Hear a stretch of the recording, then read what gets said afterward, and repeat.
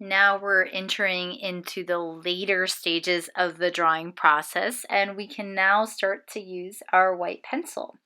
So I have worked a little bit off camera, a little bit more on the red, but now I'm going to go ahead and pop those highlights. I feel like it's ready. So I'm looking at my picture, and I actually have a black and white photo of the same image. I'm looking at it in black and white to see where the obvious places are where light should go. And on this model, the light is striking the forehead, so like right above her eyebrow there, and her left cheekbone, her chin a little bit, and her nose. Oh, and her eyes. Her eyes are kind of popping with the whites when I compare it to other areas. And again, it helps looking at it with a black and white image.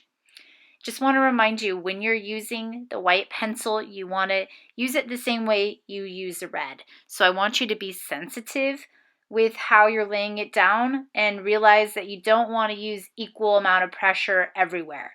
You want to save those really intense bright whites for only certain parts, and then you want to have a smooth shift. I do gradients with the white too, so I let the white like on the forehead just fade into the gray of the paper. And remember, you do want to leave some of the gray there. You want some of that gray visible. I would check to see if you have a highlight in the eye. There is on this model, but check on yours to see. And if there is, remember you want to erase out the red first before popping in the highlights. And again, that's one thing I'll also remind you of, that you want to separate the red and the white. You don't want those two to overlap, because they'll make this kind of murky pink color that you should try and avoid.